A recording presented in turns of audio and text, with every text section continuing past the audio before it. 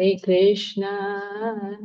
Krishna, Krishna Krishna, Hare Hare, Hare Rama, Rama Rama, Hare Hare, Hare Krishna, Krishna Krishna, Hare Hare, Hare Rama, Rama Rama, Hare Hare, Hare Krishna, Krishna Krishna, Hare Hare, Hare Rama, Rama Rama, Hare Hare, Hare Krishna, Krishna Krishna, Hare Hare, Hare Rama, Rama Rama, Hare Hare. Hari नाम संकीर्तन की जय, श्रीला प्रभुपाद की जय, हरे Krishna. Thank you माता जी। हरे कृष्णा सुकीर्ति माधवी देवी दासी माता जी।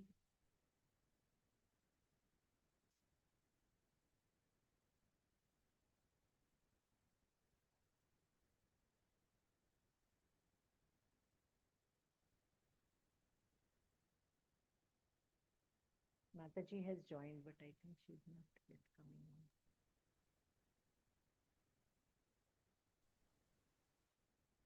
We can still do the Hare Krishna Mahamantra till Mataji comes on.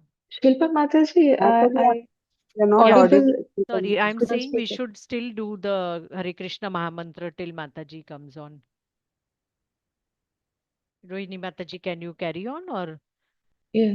Yeah, Krishna Hare Krishna. Krishna, Krishna Krishna, Krishna Krishna, Krishna Hey. Krishna Krishna, Krishna Krishna, Krishna Krishna, Krishna Hey. Krishna Krishna, Krishna Krishna, Krishna Krishna, Krishna Hey. Krishna Keshava, Krishna Keshava, Krishna Keshava Pahi Ma. Ram Raghav, Ram Raghav Raksho Mam. Krishna Krishna, Krishna Krishna, Krishna Krishna, Krishna Hey. Krishna Keshava, Krishna Keshava, Krishna Keshava Pahi Mam. Ram Raghav, Ram Raghav Raksho Mam. Krishna Krishna, Krishna Krishna, Krishna Krishna, Krishna Hey. Krishna Krishna, Krishna Krishna, Krishna Krishna, Krishna Hey. Krishna Keshava, Krishna Keshava, Krishna Keshava Pahi Ma. Ram Raghav, Ram Raghav Raksho Ma. Krishna Krishna, Krishna Krishna, Krishna Krishna, Krishna Hey. Krishna Keshava, Krishna Keshava, Krishna Keshava Pahi Ma. Ram Ram, Hare Krishna. Mataji. Hare Thank you Krishna. so much, Mataji. Hare So Krishna. today we have Sukirti Madhvi Devidasi Mataji on the ICF forum. It is my greatest fortune to welcome and introduce our esteemed speaker, Sukirti Devidasi Mataji. Mataji is a spiritual educator, psychologist, and co-founder of StudyGeeta.com, where she has developed courses like Gita Made Easy, Bhakti Yoga Made Easy, and Gita Mastery course. Her spiritual journey began in 1997. With over 20 years of experience as a psychologist, Mataji has transformed countless lives, combining psychotherapy with spirituality.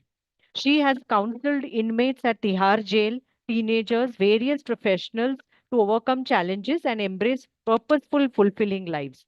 Mataji also is a dedicated spiritual educator leading Bhakti Shastri and ISKCON disciple courses.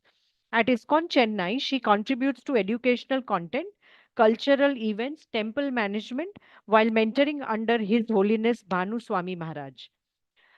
Through her multifaceted roles, Mataji continues to inspire individuals to adopt high values, deepen their spiritual practices and lead lives grounded in trust, respect, and love. And we are very, very fortunate, Mataji. Welcome on ICF Forum. It is really, really our greatest fortune to have you.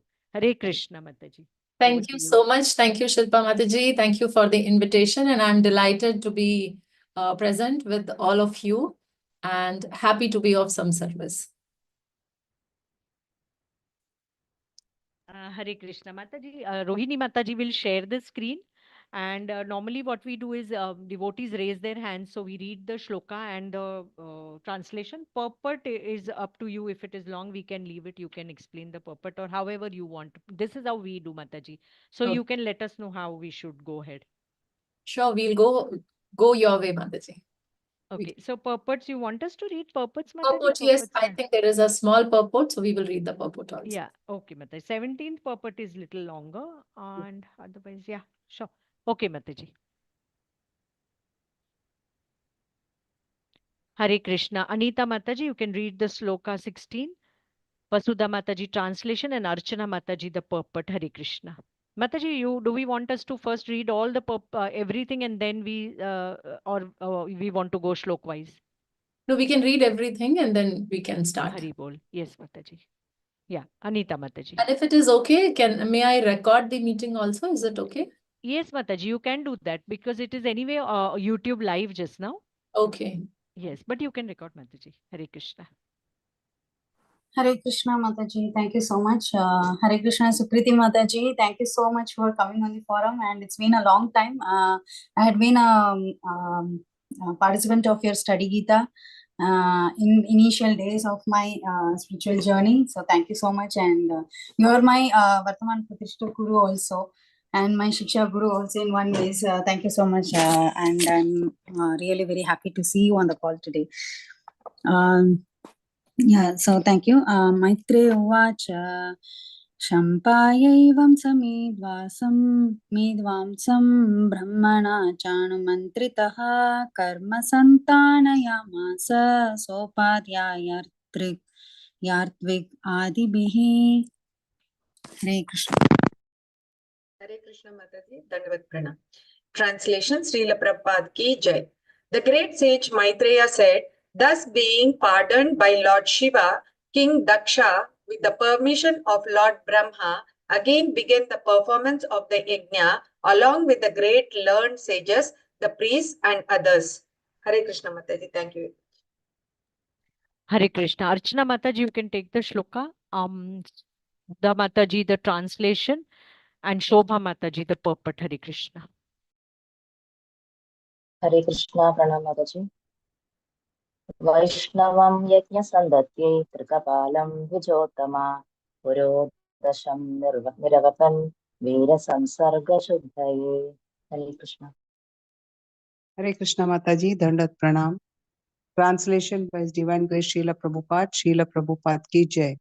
Thereafter, in order to resume the activities of sacrifice, the Brahmanas first arranged to purify the sacrificial arena of the contamination caused by the touch of Virabhadra and the other ghostly followers of Lord Shiva. Then they arranged to offer into the fire the oblations known as Purodasha. Thank you, Mataji. Hare Krishna. Hare Krishna, Dandavat Pranam Matajis and Prabhujis, A.C. Bhaktivedanta Prabhupada Ki Jai. Purport: Lord Shiva's followers and devotees headed by Virabhadra are known as Veeras, and they are ghostly demons. Not only did they pollute the entire sacrificial arena by their various presence, but they disturbed the whole situation by passing stolen urine. Therefore, the infection they had created was to be first purified by the method of offering Purodasha oblations. A Vishnu Yajna, or an offering to Lord Vishnu, cannot be performed uncleanly. To offer anything in an unclean state is called a Seva Parada. Seva Aparada. The worship of the Vishnu deity in the temple is also Vishnu Yajna. In all Vishnu temples, therefore, the priest who takes care of the Archana Vidhi must be very clean. Everything should be always kept neat and clean. And the footsteps should be prepared in a neat and clean manner. All these regulative principles are described in the Nectar of Devotion. There are 32 kinds of offenses in discharging Archana service. It is required, therefore, that one is extremely careful not to be unclean. Generally, whenever any ritualistic ceremony is begun, the holy name of Lord Vishnu is first chanted in order to purify the situation. Whether one is in a pure or impure condition, internally or externally, if one chants or even remembers the holy name of the Supreme Personality of Godhead, Vishnu, one immediately becomes purified. The Yajna arena was des- desecrated by the presence of Lord Shiva's followers headed by Veerabhadra, and therefore the entire arena had to be sanctified.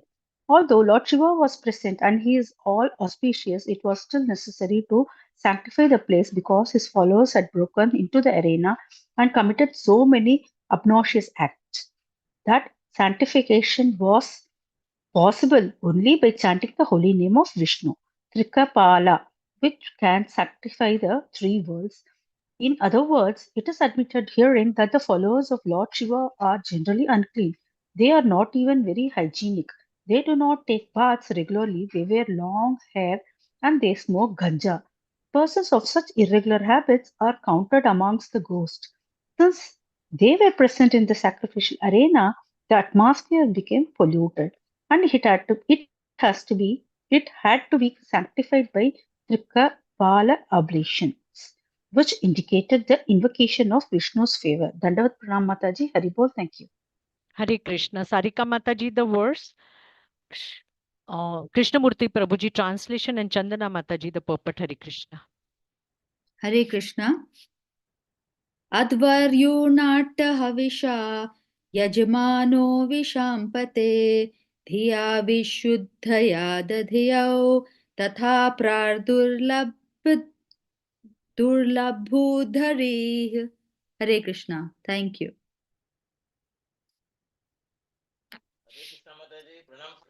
Hare Krishna Mataji, pranams Mataji. Mataji, I am grateful to you so in this forum, Mataji. You are the first Guru. You has taken me to Krishna conscious, Mataji. I am grateful to you. Thank you, Mataji. Hare Krishna. Translation by A.C. Bhaktivedanta Prabhupada ki jai. The great sage Maitreya said to Vidura, my dear Vidura, as soon as King Daksha offered the clarified butter with Yajurveda mantras in sanctified meditation, Lord Vishnu appeared there in his original form as Narayana. Hare Krishna Mataji, pranams Mataji. Hare Krishna Mataji, Dandavat Pranams. Purport by Srila Prabhupada ki jai. Lord Vishnu is all-pervading. Any devotee who in sanctified meditation, following the regulative principles, chants the required mantras in service and in a devotional mood can see Vishnu. It is said in the Brahma Samhita that a devotee whose eyes are anointed with the ointment of love of Godhead can see the Supreme Personality of Godhead always within his heart. Lord Shyamasundara is so kind to his devotee. Thank you, Mataji. Hare Krishna. Hare Krishna. Sharmila Mataji, you can do the shloka, translation, and purport, all three. Hare Krishna. Hare Krishna. Tada swaprabhaya tesham dyotayantyadisho dasha mushnam steja upanetas tarkshena stotravajina. Translation and purport by His Divine Grace A.C. Bhaktivedanta Swami Prabhupada, Srila Prabhupada ki jai. Lord Narayana was seated on the shoulder of Stotra or Garuda, who had big wings. As soon as the Lord appeared, all directions were illuminated, diminishing the luster of Brahma and others present. Purport. A description of Narayana is given in the following two shlokas. Hare Krishna. Thank you. Hare Krishna. Srimati Syama Priya Devi Dasi Mataji, you can do the verse and the translation. Hare Krishna. I'll do the purport. Hare Krishna. Pranams Mataji. Shamo Hiranyakshano Kiridachyasto Neelaka Brahmaramandita Kundalasya Shaktabja Shakrachantapagadatra Yakaraiha Hiranmaya Bujay Divakarnika. Translation. Srila Prabhupada ki jai. His complexion was blackish, his garment yellow like gold, and his helmet as dazzling as sun. His hair was bluish, the color of black beads, and his face was decorated with earrings. His 8 hands held a conch shell, wheel, club, lotus flower, arrow, bow, shield, and sword, and they were decorated with golden ornaments such as bangles and bracelets. His whole body resembled a blossoming tree, beautifully decorated with various kinds of flowers. Hare Krishna. Hare Krishna, purport by Srila Prabhupada ki jai. The face of Lord Vishnu, as described in this verse, appears like a lotus flower with bees humming all over it. All of the ornaments on the body of Lord Vishnu resemble molten gold of the reddish gold color of the morning sunrise. The Lord appears just as the morning sun rises to protect the whole universal creation. His arms display different weapons, and his 8 hands are compared to 8 petals of a lotus flower. All the weapons mentioned are for the protection of his devotees. Generally, in the 4 hands of Vishnu, there are a wheel, club, conch shell, and lotus flower. These 4 symbols are seen in 4 hands of Vishnu in different arrangements. The club and the wheel are the Lord's symbols of punishment for the demons and miscreants, and the lotus flower and the conch shell are used to bless the devotees. There are always 2 classes of men, the devotees and the demons. As confirmed in Bhagavad Gita, Paritranaya sadhunam. The Lord is always ready for the protection of the devotees and annihilation of the demons. There are demons and devotees in this material world, but in the spiritual world, there is no such distinction. In other words, Lord Vishnu is the proprietor of both the material and spiritual worlds. In the material world, almost everyone is of the demonic nature, but there are also devotees who appear to be in the material world, although they are always situated in the spiritual world. A devotee's position is always transcendental and he is always protected by Lord Vishnu. Hare Krishna. Thank you, Mataji. Danvat Pranam. Shilpa Mataji, is that the last shloka or Yes, Mataji. 20th shloka is, yes, 20th was the last, yes. Okay. Hare Krishna. ज्ञानतिमिरान्धस्य ज्ञानाञ्जनाशलाकया चक्षुरुन्मिलितं येन तस्मै श्रीगुरवे नमः। श्रीचैतन्यमनोभीष्टं स्थापितं येन भूतले स्वयं रूपा कदा मह्यं ददाति स्वपदान्तिकं। वन्देऽहं श्रीगुरु श्रीयुतापदकमलं श्रीगुरून् वैष्णवांश्च श्रीरूपं साग्रजातां सहगना रघुनाथान्वितं तं सजीवं साद्वैतं सावधूतं परिजनासहितं कृष्णचैतन्यदेवं श्रीराधा कृष्णपादान् सहगणा ललिता श्रीविशाखान्वितंश्च। हे कृष्णा करुणा सिंधु दीनबंधु जगतपते गोपेश गोपिका कांता राधा कांता नमस्तुते। तप्त कांचन गौरांगी राधे वृंदावनेश्वरी वृषभानुसुते देवी प्रणमामि हरिप्रिये। वाञ्छाकल्पतरुभ्यश्च कृपा सिन्धुभ्य एव च पतितानां पावनेभ्यो वैष्णवेभ्यो नमो नमः। श्री कृष्णा चैतन्य प्रभु नित्यानंदा श्री अद्वैत गदाधार शिवासादि गौर भक्त वृंदा। हरे कृष्णा कृष्णा कृष्णा हरे हरे हरे राम राम राम हरे हरे। नमो विष्णुपादाय कृष्णप्रेष्ठाय भूतले श्रीमते भक्तिवेदान्ता स्वामी नितिनामिने। नमस्ते सारस्वते देवे गौरवाणी प्रचारिणे निर्विशेष शून्यवादी पाश्चात्य देशतारिणे। मूकं करोति वाचालं पङ्गुं लङ्घयते गिरिं यत्कृपातमहं वन्दे श्रीगुरून् दीनतारिणं परमानन्दमाधवं Sri Chaitanya ईश्वरम्।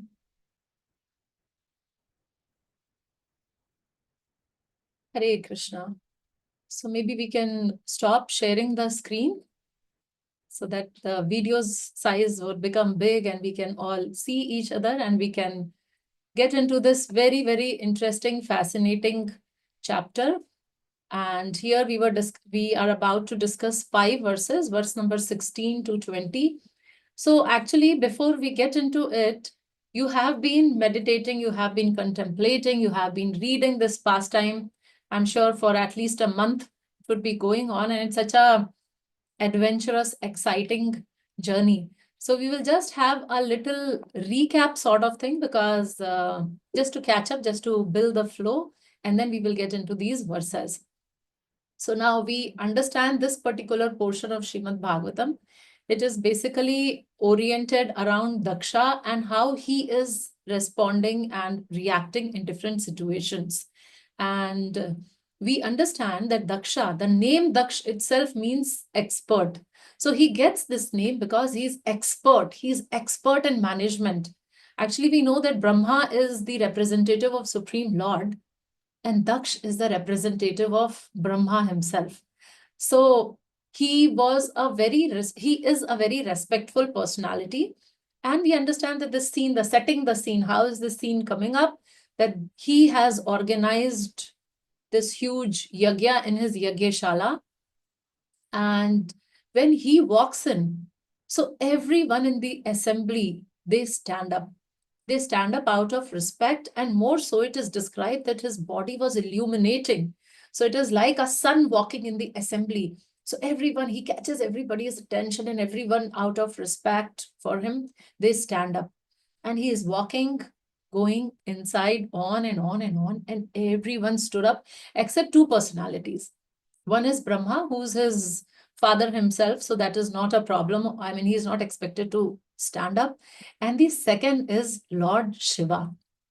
So Lord Shiva, he is the father, he is the son-in-law of Daksha, Damad. So that is the relationship. So he is the son-in-law, the daughter of Daksha is married to him.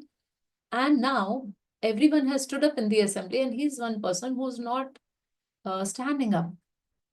So there is a material relationship between these two personalities, and then there is spiritual relationship also. So we understand from Bhagavad Gita, we understand from Shrimad Bhagavatam that how we are all living entities, how we are all jivatmas, and we understand that Lord Shiva is not an ordinary jivatma.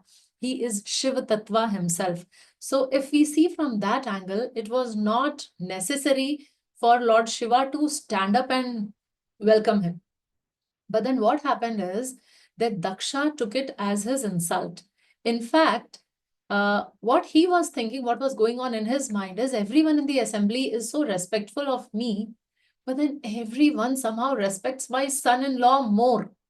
So this is the nature of envy, that I may have whatever I have, other can also have the same thing, but mine should be better than him. Like if my neighbor has a car, I don't have a problem till the time he does not get a superior car than me. Otherwise, I become envious. So here, Daksha was not satisfied with the respect what everyone else was offering him, because he was thinking that people respect my son-in-law more than they are respecting me. When I entered, everyone stood up. He did not stand up, and that is a problem. I mean, that may not be a major problem from spiritual aspect, because we understand Lord Shiva is very, very senior. Yet here, in front of everyone, he started insulting Shiva, who's the most respectful person. In fact, what he did is he dragged everyone's attention. So not everybody noticed also that, like if there is a assembly, if you go for a marriage ceremony where there are thousands of guests, so who would notice when you are walking in, who's standing up and who's sitting down? So it was not such a big matter. But then he dragged everyone's attention and he started telling, and the way he begins his conversation is that I'm going to say not out of envy or for my glorification, but I think that it is very important, and that is why I'm bringing to your notice.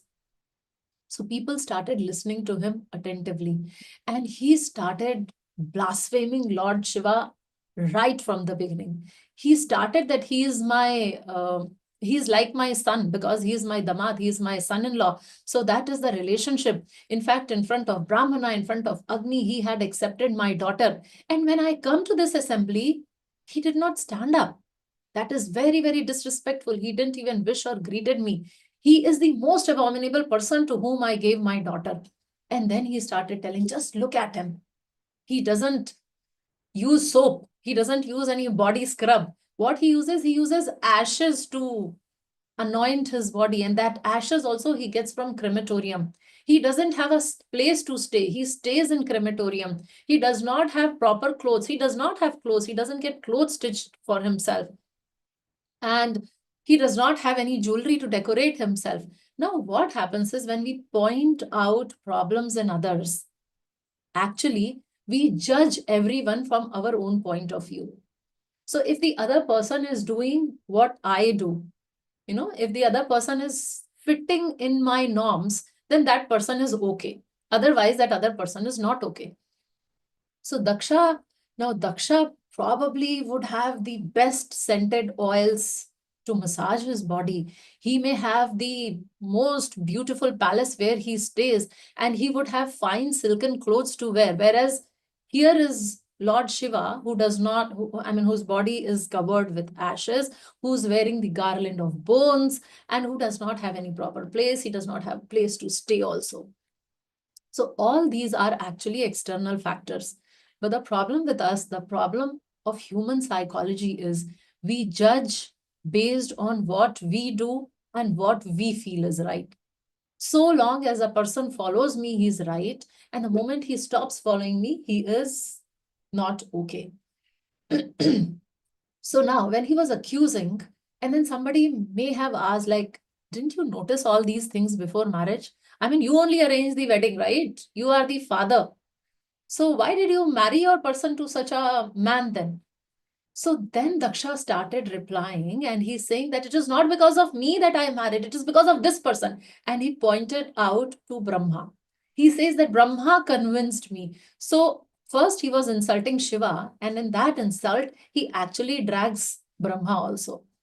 And he was blaspheming. He was calling Shiva monkey-eyed, and he was telling that how my daughter is the most beautiful, and I ended up giving it to him, and he has no etiquettes, no mannerism, no clothes, no opulences like that.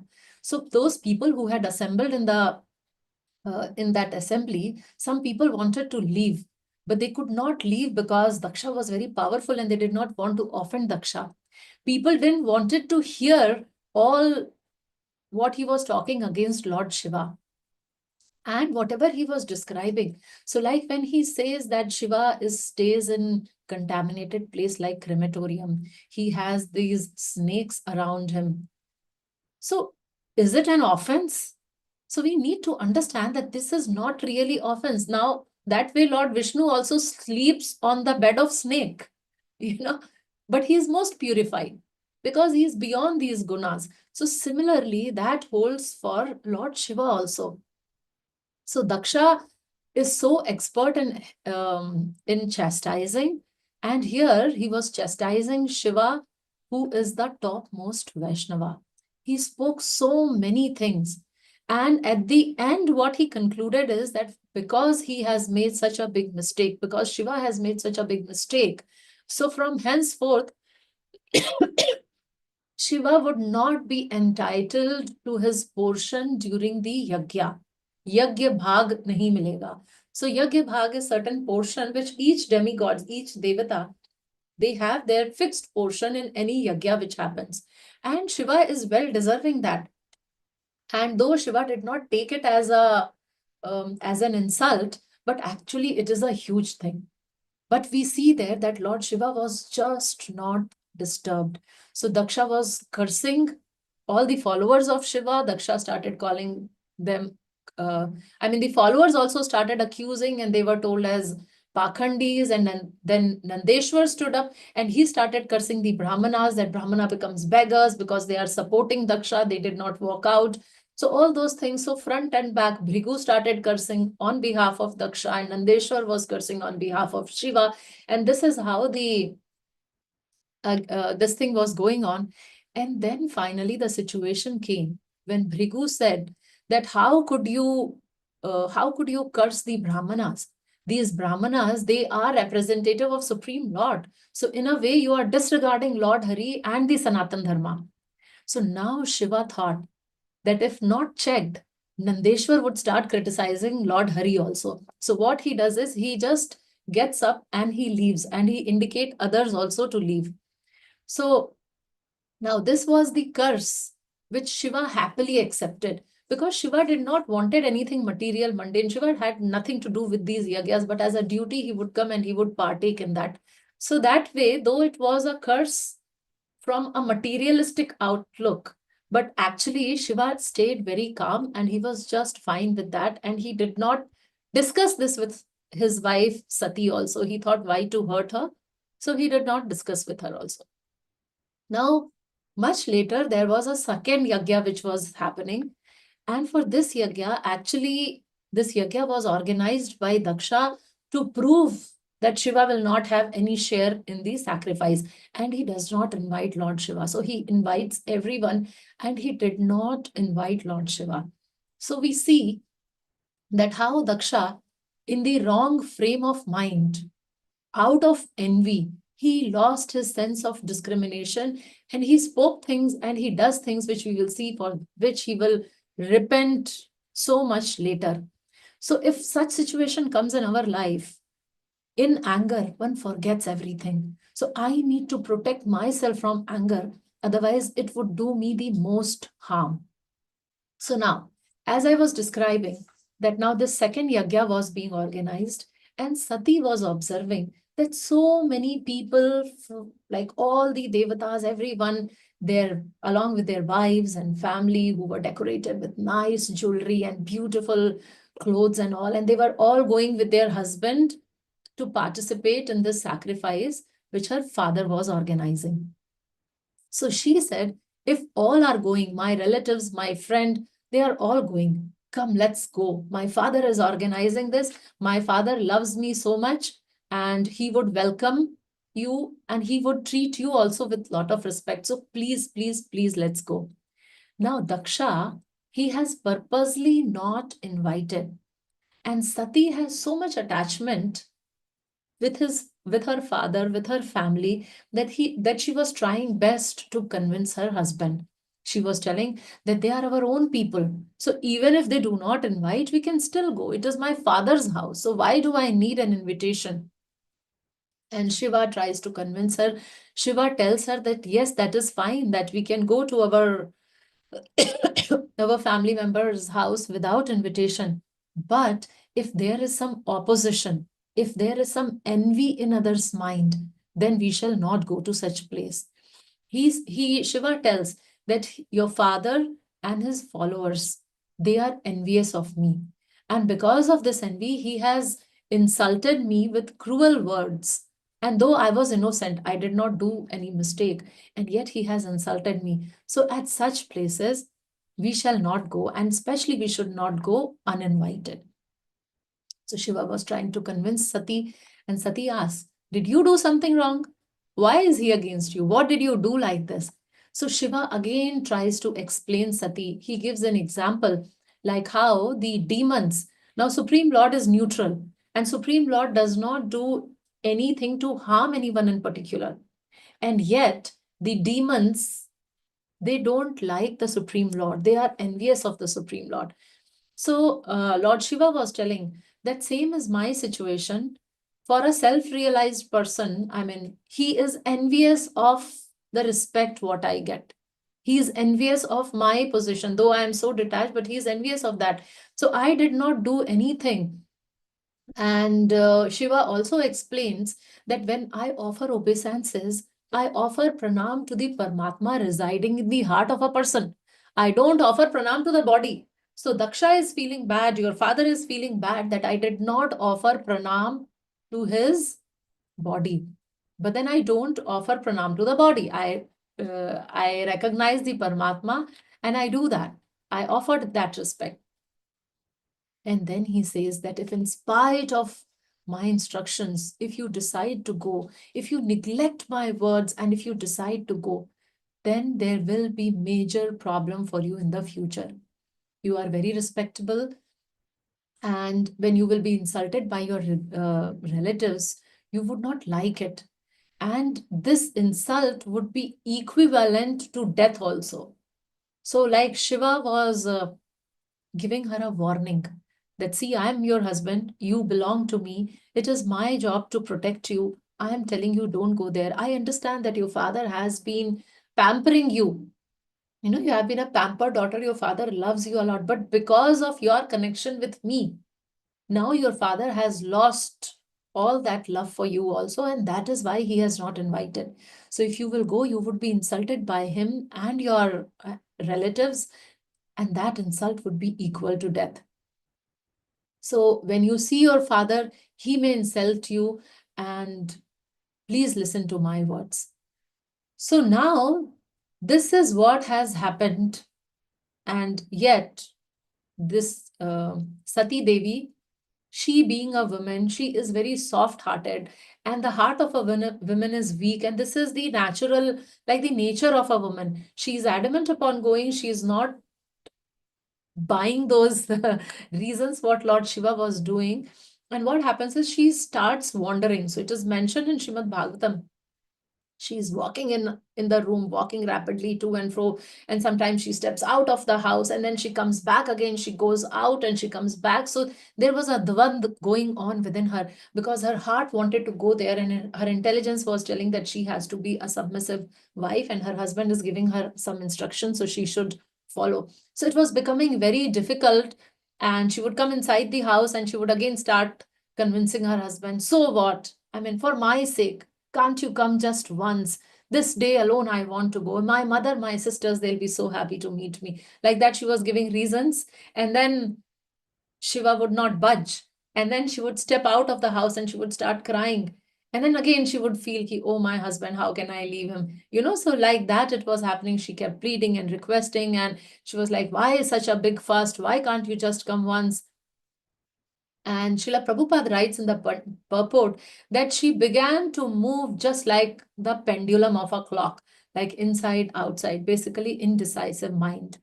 And then finally, she leaves and she's crying and she left the place. Now, Shiva is also aware of what future would hold for her. Shiva knew that it is risky for her to go there. And Shiva knew that if she would go like this alone crying, that is very bad. So Shiva immediately asked Nandeshwar to go and look after her. He tells Nandeshwar to carry all her jewelry and paraphernalia so that, you know, she's dressed properly when she reaches there. So there is this big canopy and thousands of followers. They come, and all of them, Lord Shiva's follower, and all of them, they go along with Sati Devi. Now, Shiva was aware that she would die. He says that also, that that insult would be equal to death for you.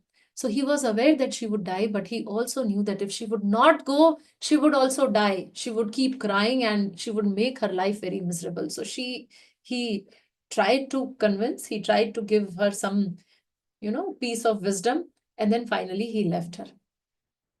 So now, when Sati reaches there, because of Daksha's fear, no one welcomed her. Only the mother and sisters spoke, and no one else attended to her. And worse than this is, when she went and she offers her pranams to Daksh, her father, he just walked away. And in that moment, she realized how big mistake she has done. So imagine when you visit a temple and you see that one of your fellow devotee, he or she is walking, and you say Hare Krishna, and this person sees you and you are saying Hare Krishna, and he's seeing you and he just not respond back and he walks away from you. So how neglected and ignored you feel, and how you feel that, you know, there is something wrong. So in this moment, Sati realized that there was something wrong. So she could tolerate the offense against her, but now she was thinking that her husband would have been so humiliated, and how she completely ignored her husband for this father. And, you know, the father is treating her like that. And she started thinking that how sometimes out of love, Shiva would call her as Dakshayani. Dakshayani means one who has come from the body of Daksha. So now she was feeling that if again my husband calls me with this name, I would be so ashamed. In fact, I am finding it so ashamed to stay in a body which is given by Daksha, because Daksha is not respecting my husband. And she starts to think and she starts to talk to Daksha. She said that you are disrespecting the person whom you should ideally respect the most.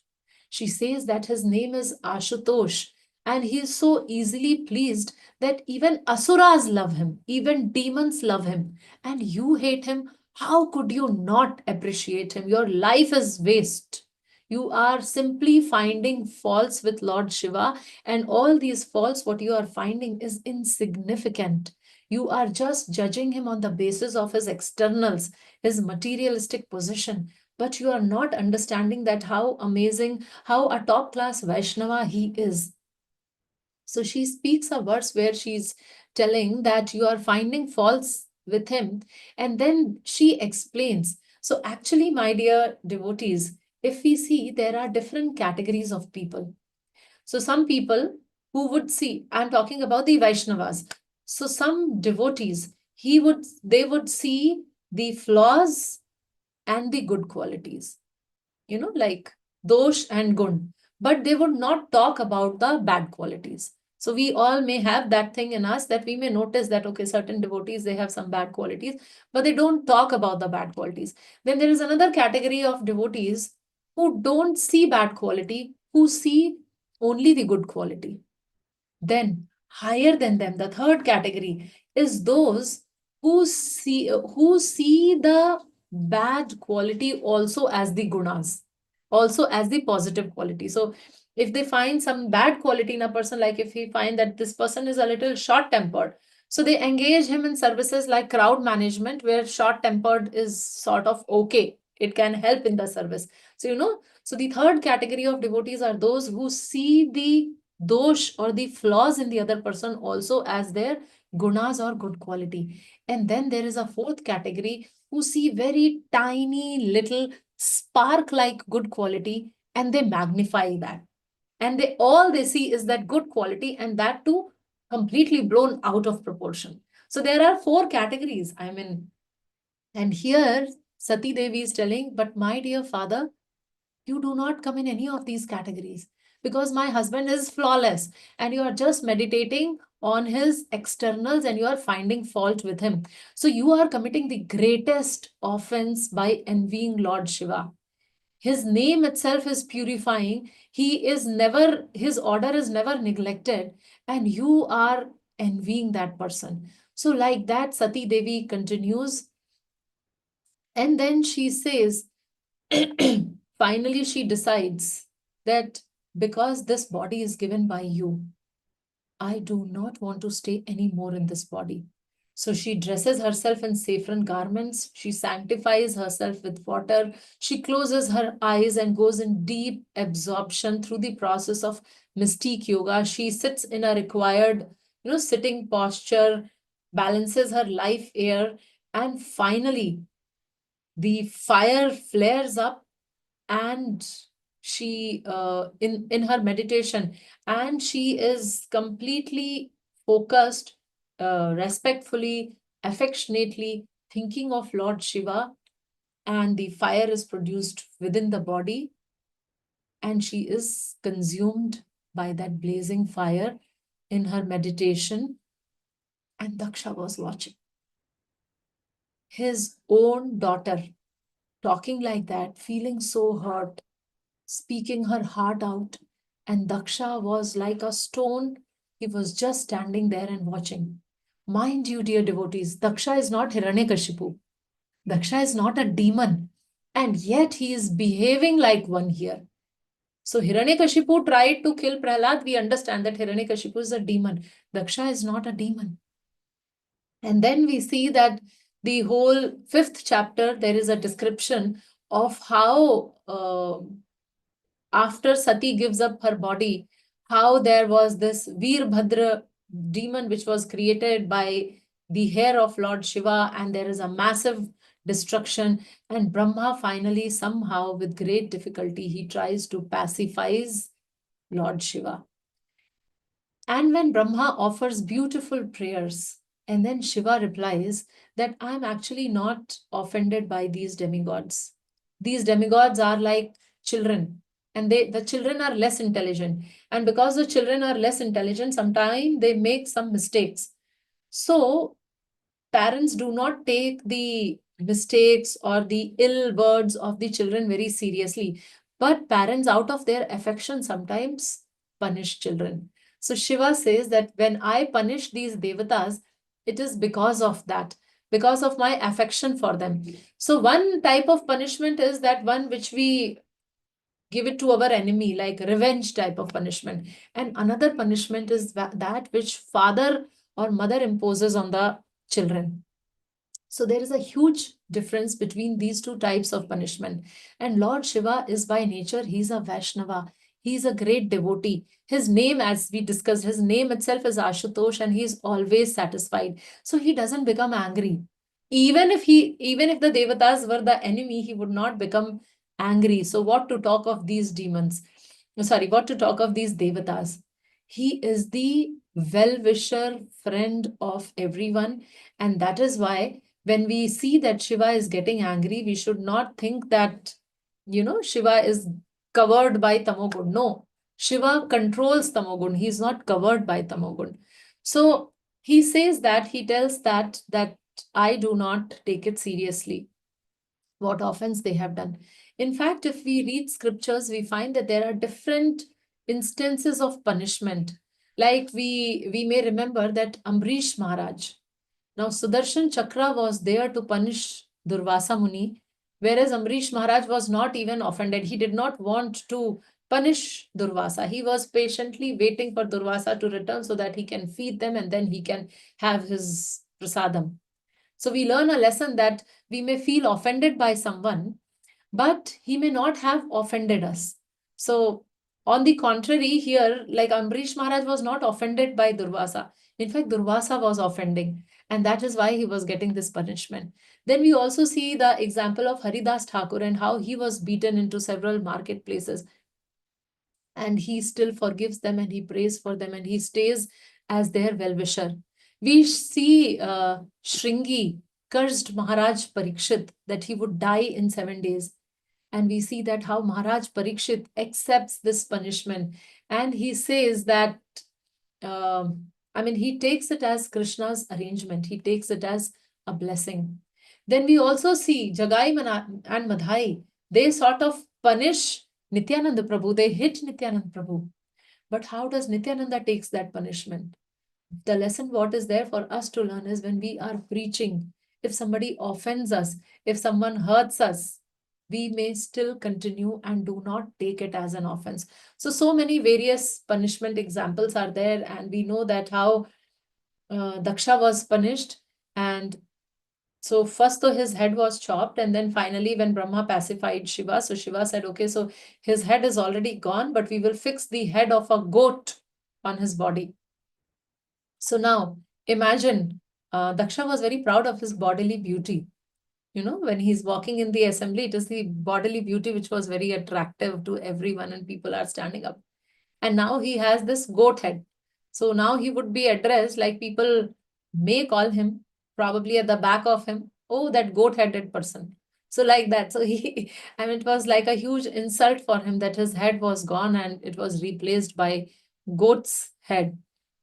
And then the description is there.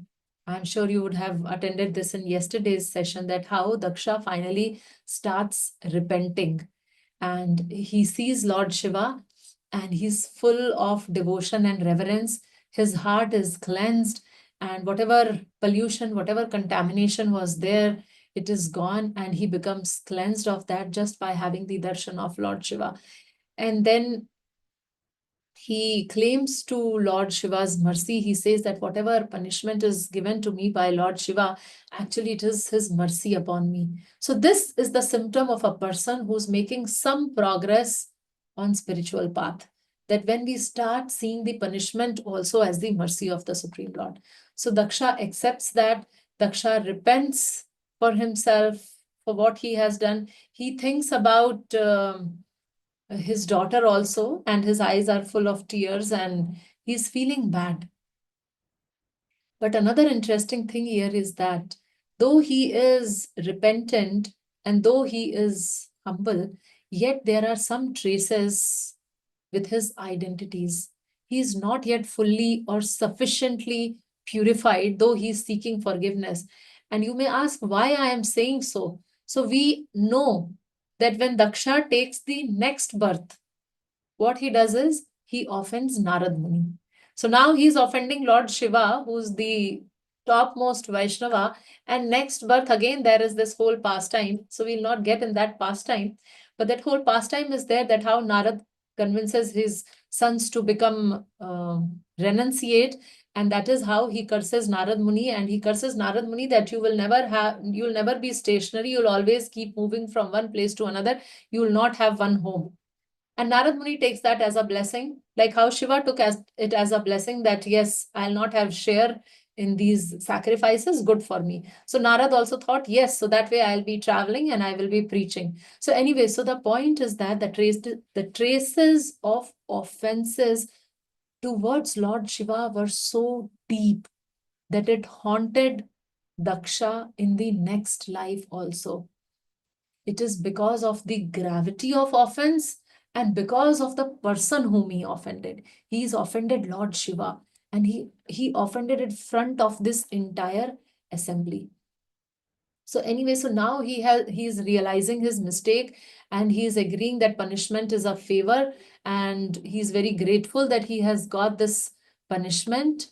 And then he glorifies Shiva, and he says that I cannot satisfy you by my own words, and so you be pleased by your own mercy only. So these verses we discussed in detail in the yesterday's session, that I am trying to derive please be satisfied by your mercy. And this is the situation now. So now if we are in such a situation, two things may happen. One is when I offend someone. So if I offend someone and I realize that mistake, I must immediately seek forgiveness. Otherwise, it is my false ego which is stopping me. Secondly, if somebody else has offended me, I should not wait that that person has to come and seek forgiveness and then I will forgive that person. Because if that is my situation, so in that situation also my ego is stopping me. So my source of satisfaction should not be the apology of the other person. The other person may apologize for his purification. But if I am the one who somebody has offended, I must forgive that person on my own. And when I have that quality of forgiveness, that quality of compassion, that quality would be satisfying me. So it is not that my false ego that, okay, I'm waiting, somebody has offended, let me see when he will come, how he'll come. And if he comes for asking forgiveness also, this time I'm not going to forgive him. So that should not be our agenda. We should forgive that person. And when we talk about forgiveness, there are two aspects to it: forgiving a person and trusting a person. So I shall forgive the person, I may still not trust that person. Like how when Kamsa offended Vasudev, and then Kamsa realizes that he has offended Vasudev after killing his 6 sons, and then he seeks forgiveness. So Vasudev forgave Kamsa, but he does not start trusting Kamsa. So that way, what happens is, I'm forgiving a person, I'm opening the doors for that other person to improve. I'm not blocking his improvement. And yet, I'm saving myself from any future damage. So, trusting, I can start trusting with some time. I can observe and then I start trusting. But then I can forgive still. And if the offense is made to a very high level, like a criminal level, then yes, of course, some punishment is necessary. So it is not that devotees are very weak and anybody can take them for granted and you do anything and trample over them and they will, they'll be all kind and open-hearted. I mean, yes, we are kind. Yes, we have to be forgiving, but then we have to protect ourselves also. And that is what we have learned from this particular pastime. Now, today's verses, so 5 verses, the 16th verse, he is being forgiven. 17th verse talks about the purification. So he has to restart this yagya, and that whole yagyashala was contaminated. So we read in detail the purport also. Prabhupada has explained that how Lord Shiva's companions, they had all contaminated the whole area. So that area needed purification. And Srila Prabhupada, in that purport, he's talking about Seva Aparad. And he gives the reference. So in Nectar of Devotion, chapter 8, actually 32 Seva Aparads are mentioned. So that whole list is there for those of us who want to have a reference and check it out. Then in verse 18 talks about how the yagya is complete. So it is purified. He chants the mantra, Daksha chants the necessary mantra, and the yagya is complete, and Lord Vishnu appears. And Lord's presence, verse 19 talks about how everything around was illuminated when Lord was present. Verse 20 and 21 are twin verses which describe the beauty of the Supreme Lord. So today we would focus more on this particular aspect of purification. So as we heard that this verse 17, it was talking about purifying seva aparad.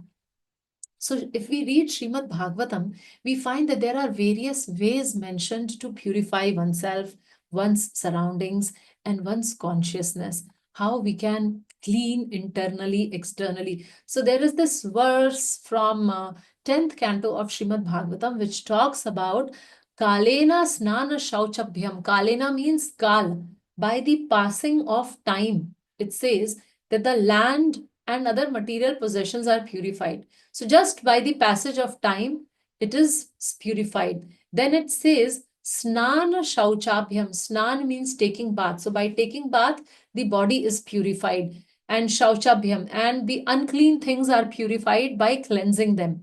Then it is mentioned about samskaras. So samskar means there are different samskaras or purificatory ceremonies, and that purifies the birth.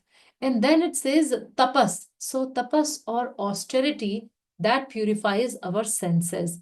And then there is this word ijya. Ijya means worshipping. So by worshipping and dana, so by worshipping and by giving charity to the brahmanas, we get purified. And material possessions, when we give them in charity, it is purified. By satisfaction or santusht, the mind is purified. And by Krishna consciousness, Atmata Vidyaya, the soul is purified. So this whole verse, I think it is 10th chapter, 10.5.4, 10.5.4, where there is a description of how different things are purified. So now in our devotional context, how do we purify ourselves? How do we get purified of different anarthas which we are possessing? So any one of you would like to answer? You can unmute or you can type it in the chat window, whichever ways. How do you purify?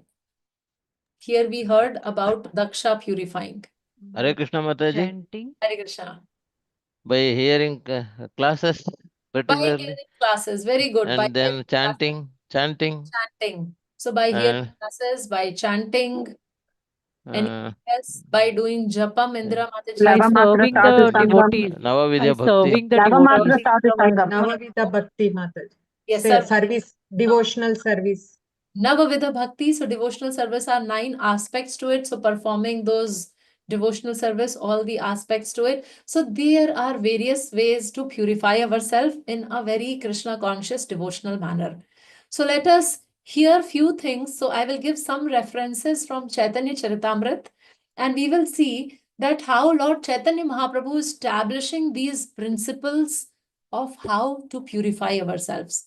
So as Krishnamurti Prabhu said, japam or chanting. So for chanting, there is a beautiful verse in Chaitanya Charitamrita which says, Sankirtan hoite pab samsara nashana, chitta shuddhi sarva bhakti sadhana udgama. Sankirtan hoite pap samsara nashan. Sankirtan or congregational chanting of Hare Krishna Mahamantra, pap samsara nashan. One can destroy the sinful condition of material existence. And what would happen as a result? Chitta shuddhi. My chitta, my mind will be completely clean. Sarva bhakti sadhana udgam. So my unclean heart would become clean and I can perform the devotional service, the path of devotional service. So chanting purifies the heart. We have another example where Chaitanya Mahaprabhu himself says in Shiksha Ashtakam, Cheto Darpan Marjanam. So how by chanting this chitta is completely cleansed. The darpan, my heart is like a mirror, but there is so much of dust accumulated on that mirror, and how it is completely cleansed by the process of chanting. Another example of this chanting purifies. Any example from Shrimad Bhagavatam? I'll give you a clue, 6th canto. 6th canto, Shrimad Bhagavatam. So there is... Sorry? Hare Krishna. Maharaj. Mataji, I didn't hear you. Prahlad Maharaj. 6th canto, Prahlad Maharaj has not yet come. He's in 7th canto. Suma Is Mataji it wants to Ajamila? answer. It is Ajamila's Ajamil. Mataji. No, Ajamil's pastime. So you are in 4th canto, very soon after, in 2025, sometime you will be in 6th canto. So you'll see how he was purified by chanting.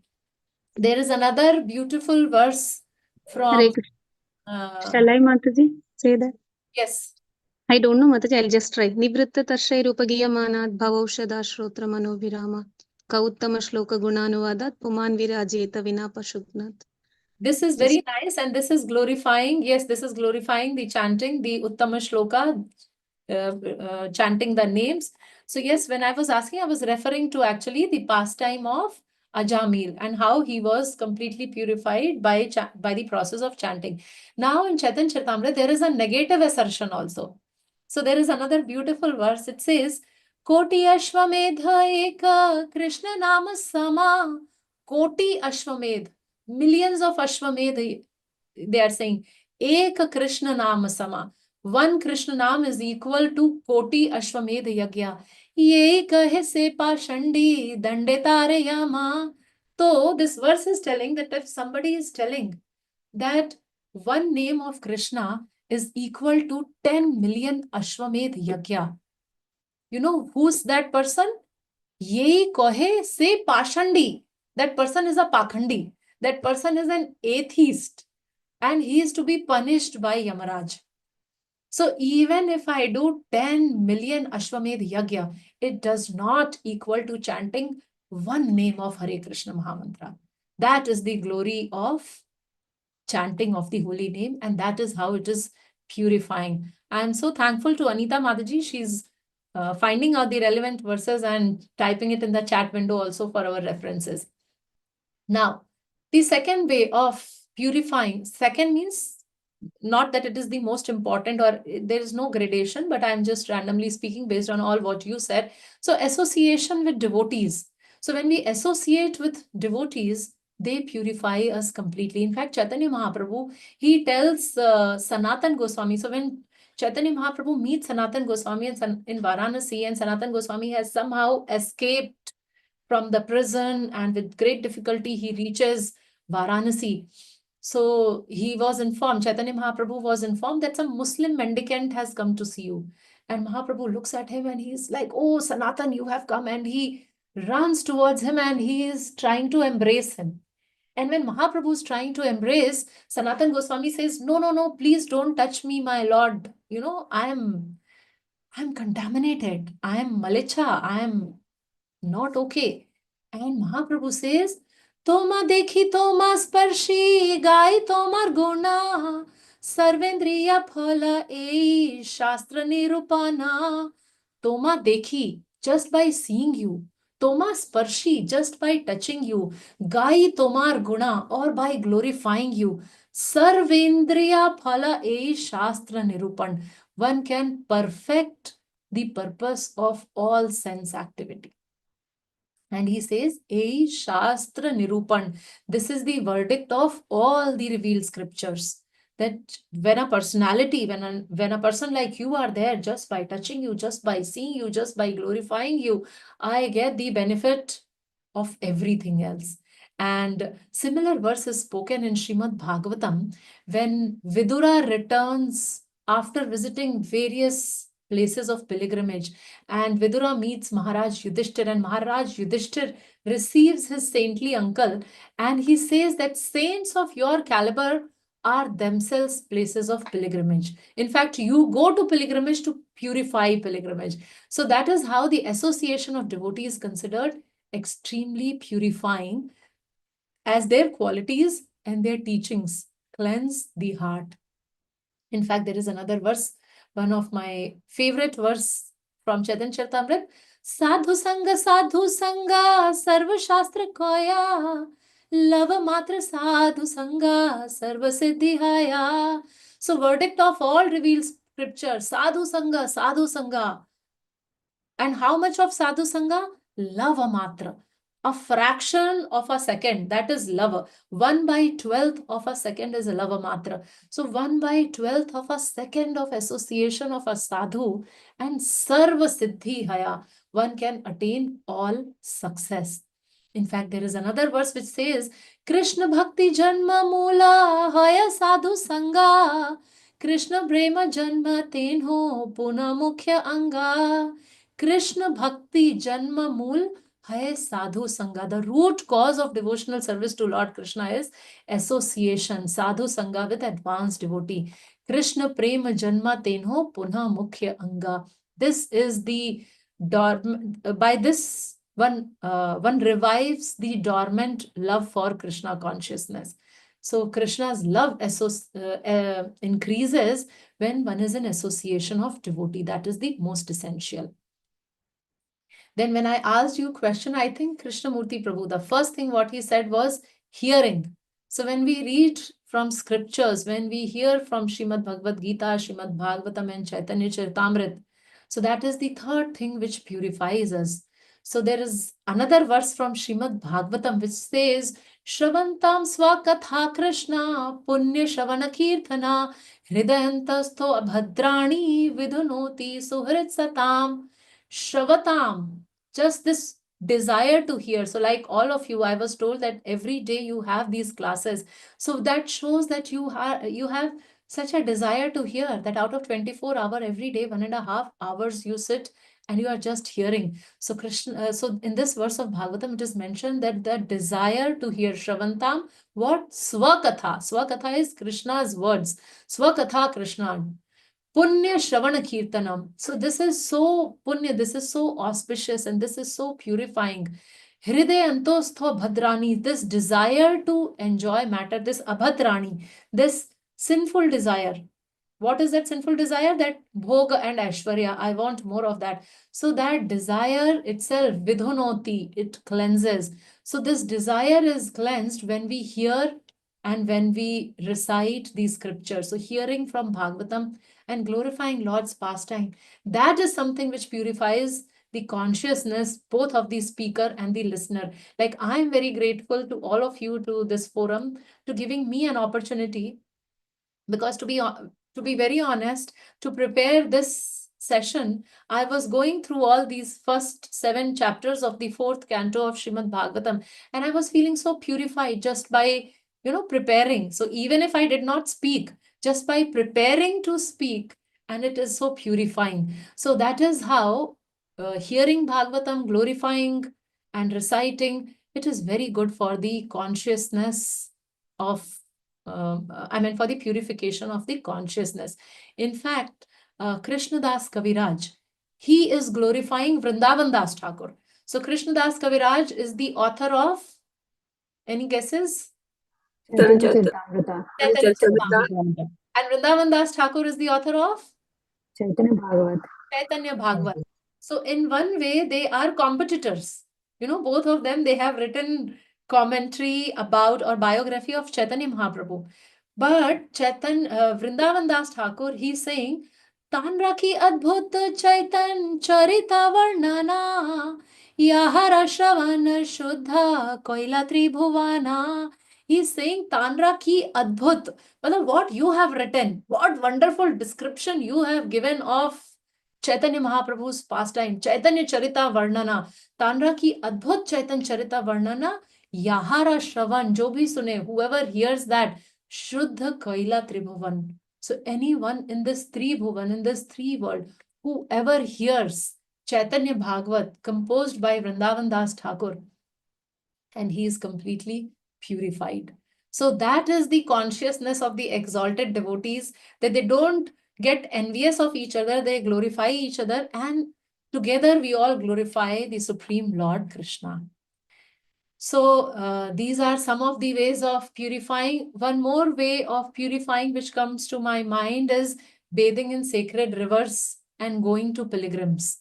So, you know, we all conduct these yatras every year. We try to go to some holy place, and we all would have felt like it is something which we all would experience deep within, that if I am in a dham, there is some extra potency imbued. You know, we don't feel exhausted. And at times when the lunch or dinner is not served at time, we don't get really angry. And our family members also are pretty cooperative and they are tolerant towards us. So the whole situation is very nice and beautiful when we are in a dham. Why is that so?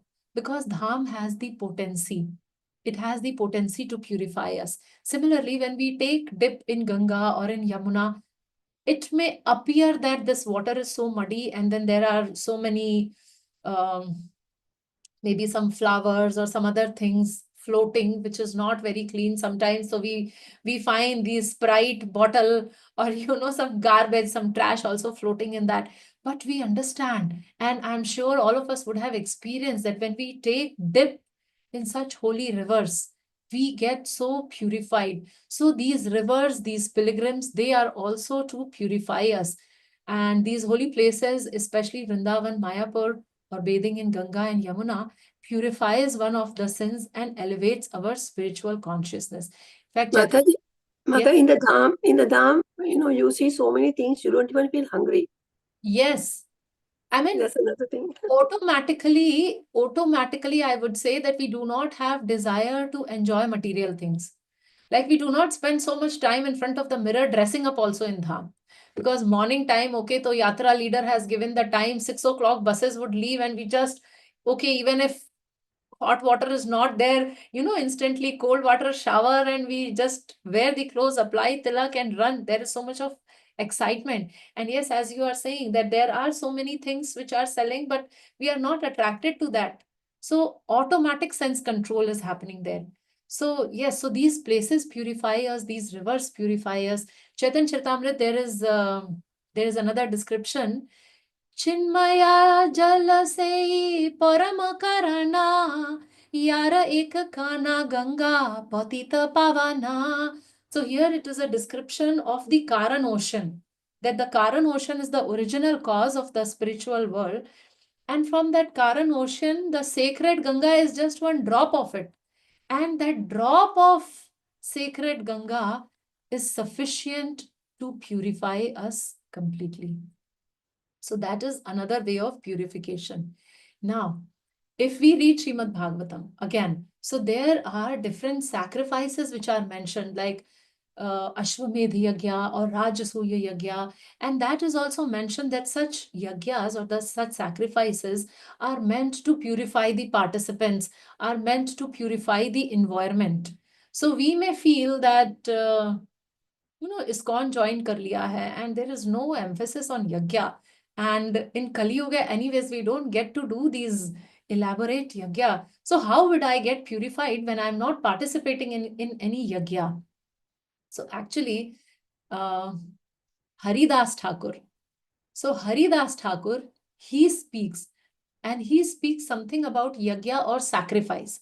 So what he says is, Sankhya Nama Sankirtana Ehi Mahayagya Manye Tahate Dikshite Ami Hai Pratidine. He says, I have been initiated into a vow to perform a great sacrifice by chanting Hare Krishna Mahamantra a fixed number of times. So actually, chanting is the sacrifice which we perform. So even Haridas Thakur, who's the Namacharya, so he is establishing this fact that Sankhya Nama Sankirtan, this is the Mahayagya. This is the Mahayagya which we all need to perform when Pratidine. He says Pratidine. Every day we need to perform this sacrifice. Then one other thing which purifies us and our consciousness is worshipping the deities. So the devotees, the congregation devotees who are staying their home, they are actually encouraged by our founder Acharya and our Guru and all the senior devotees in ISKCON that we should start worshipping and serving the deities, because regular worship of the Lord in his deity form, that purifies the individual and that purifies the house where the deities are. So when the deities are there at home, we would have seen that those of us who are mothers, and then we see that small children, they may not really understand Krishna, but when they see the parents worshipping the deity, they start imitating that.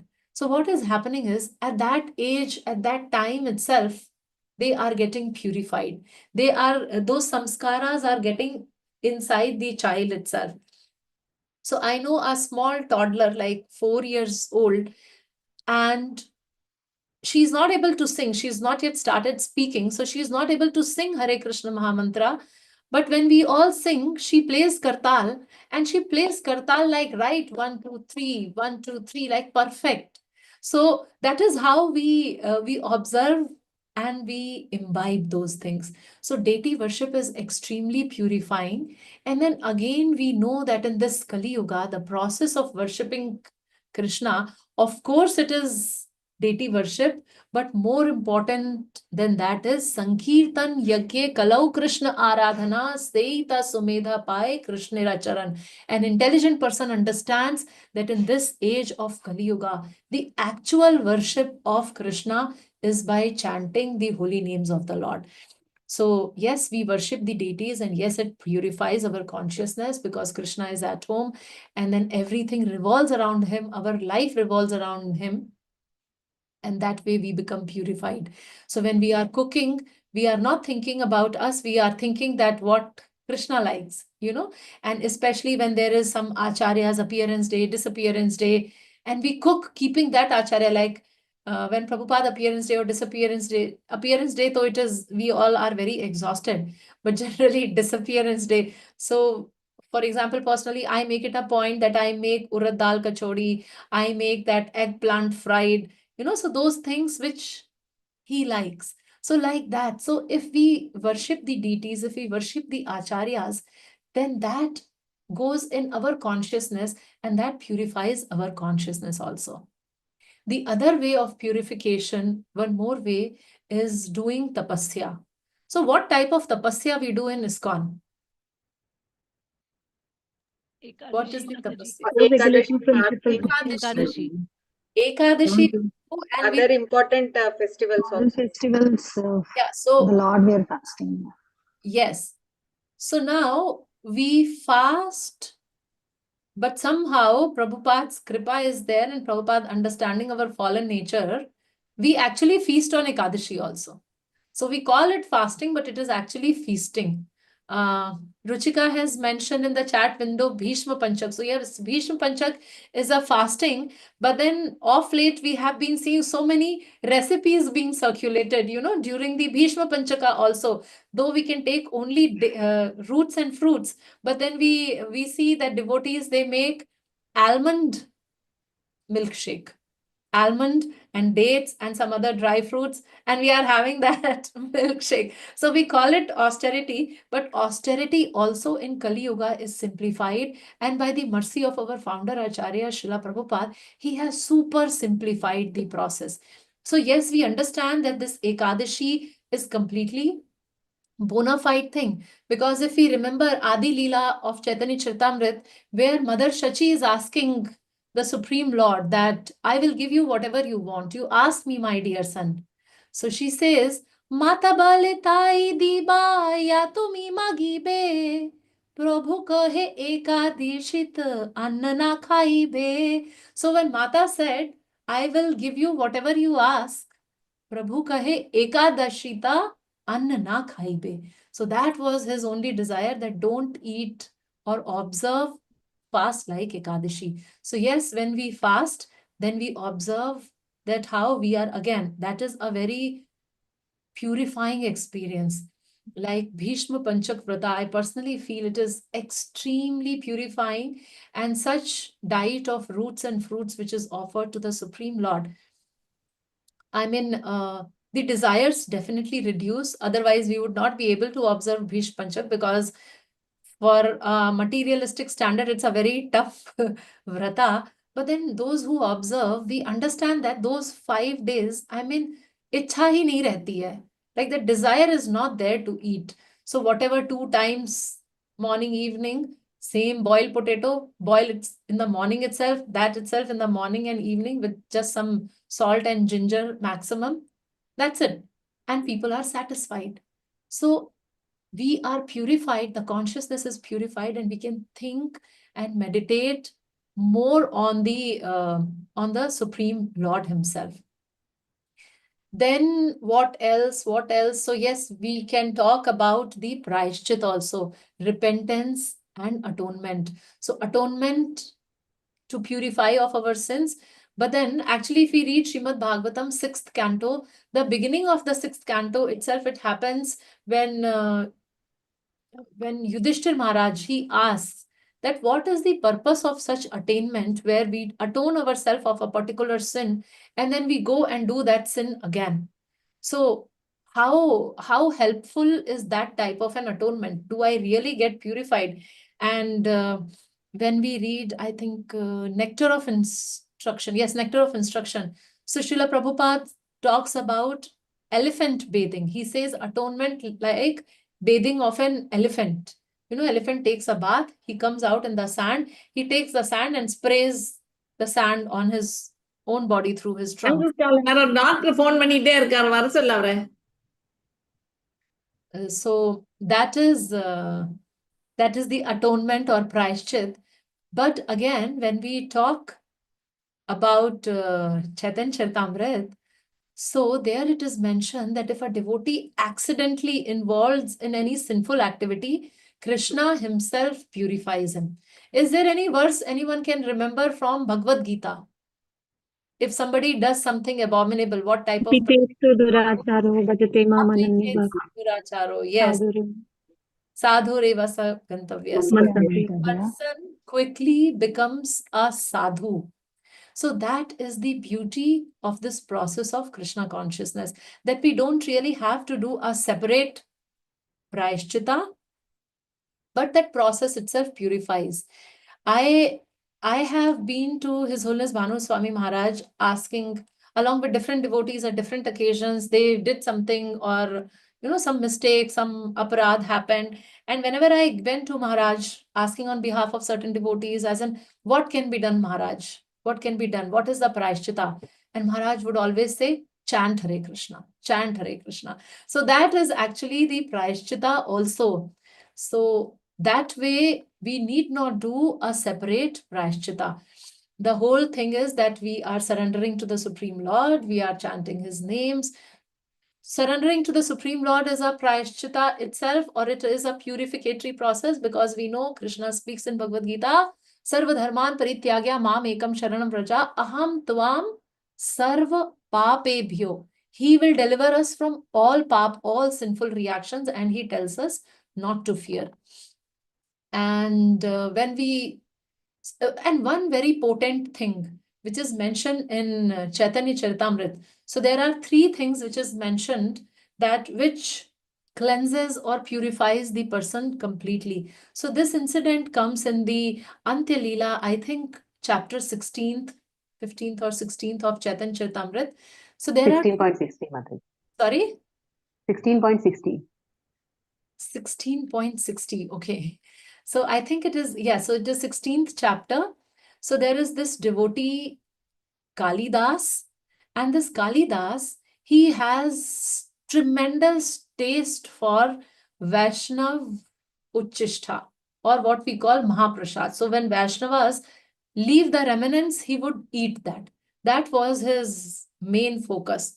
And when Kalidas grew old also, he would find some ways and means to, you know, just get some remnants of the Vaishnavas and eat. So once he wanted, so he came to know that there was this devotee Vaishnava, his name was Jhadu Thakur, and he is from very low caste and community. So he wanted to have some of his Uchishta. So he goes and he tries and he does not get it. So what he does is he goes to his house with some mangoes.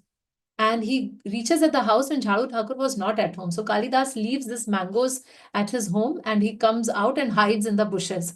So after some time, Jharu Thakur comes home and then his wife offers the mango to Krishna and then he gives them and then he eats the mango.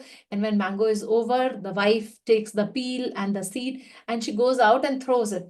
So when she throws and gets inside the house, Kalidas, who was hiding in the bushes, he comes out and he rushes in that direction and then he takes those peel of mangoes which is left by Jharu Thakur, and that is how he gets those remnants, and he takes them, he accepts them.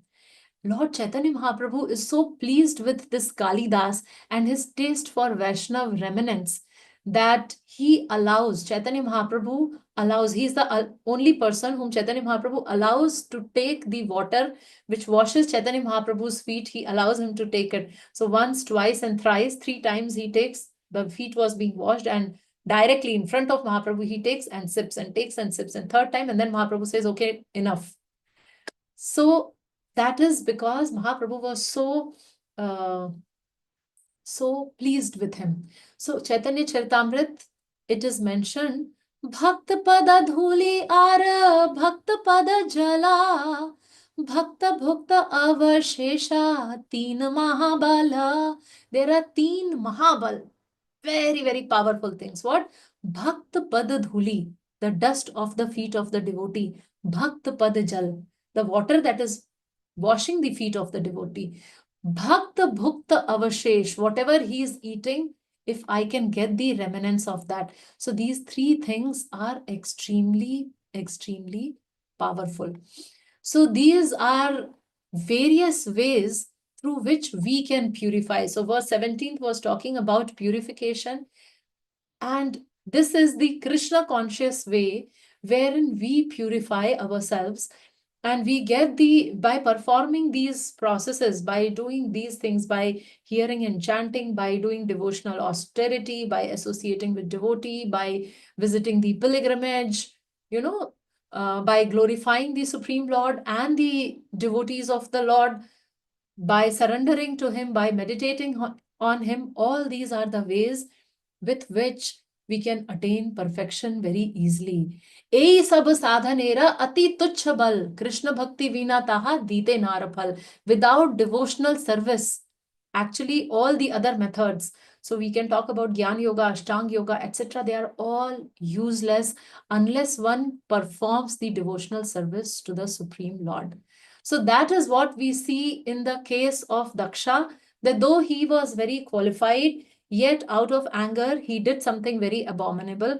And though he realizes his mistake after the punishment, yet the traces of that aparadh remain, and the traces were carried to the next lifetime also. So if we read Bhakti Rasamrit Sindhu, Nectar of Devotion, we understand that these traces are also removed by the process of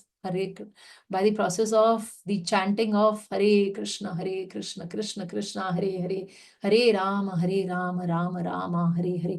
So that is the topmost process which we all should be following and focusing upon, so that one, we are purified of our sins, and second, we are purified of our sinful tendencies and proclivity also.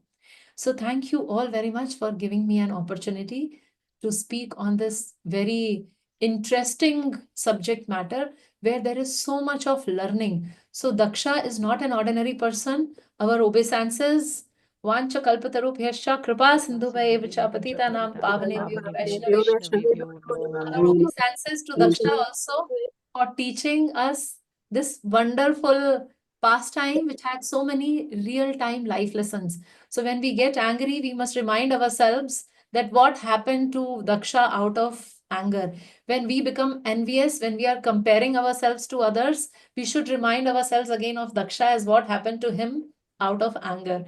So that is the learning. So thank you all. Thank you so much, Mataji. Almost Wonderful, 11 o'clock. wonderful class. Yes, it's almost time and there's no time for question answers now. It's fine. I think nobody must be having any question because the explanation was so precise with all the references of Chaitanya Charitamrita and Bhagavatam as well, Mataji. It was beautiful, Nectarian. We would all request you, with our obeisances, to come again, Mataji. Whenever you have time, I'll ask you, whenever you have time, please do come and share your wisdom with us, Mataji. Thank you so Hare much. Krishna Mataji. Hare Krishna. Hare Thank you, Mataji. You have given much more and more life lessons. What you have done in study Gita, Bhagavad Gita. So to make me in Krishna conscious forever, till my last breathing, I am grateful to you, Mataji. You are the spiritual master. You only guided me right from chanting of one round to 16 and more. So thank you, Mataji. Hare Krishna. Thank you. Thank you, Prabhu. Thank you. Hare Krishna. Same goes to me also, Mataji. Thank you so much. Thank you. It is my same experience with me is how when I used to just rely on Mataji's YouTube channel and keep listening to those is how I came to Bhakti also, Mataji. My fortune Mataji, to Hare have Krishna, met Mataji. you. Hare Zoom Bol. classes, I couldn't forget the first Zoom classes where we had Bhagavad Gita, the 18-day crash course session. So that was really very helpful. Where I was, that was my first start actually.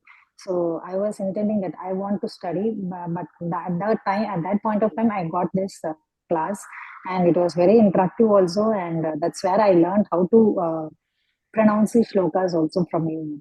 Thank you so much. I'm extremely Hare grateful Bol. to Srila Prabhupada. Yadi Prabhupada na hoite, tab ki hoite. So all glories to our founder Acharya, our preeminent Shiksha Guru, and the most important person in all our lives. Because if it was not for him, nothing would have happened. So anything, any credit or any good what you see in me, it's just his shadow. I am standing in his shadow, and it is all his reflection, nothing is mine. All glories to Srila Prabhupada. Thank you all very much. Hare Bol, Hare Mataji. Thank Krishna. you so Thank much. you, Hare Thank Mataji. you, Krishna. Mataji. Hare Mataji, should I Krishna. end the class? Hare Should I end Pranam. the class, Mataji? Yes, thank you. Hari Bol. Thank Thank you, you so Mataji. much, Mataji.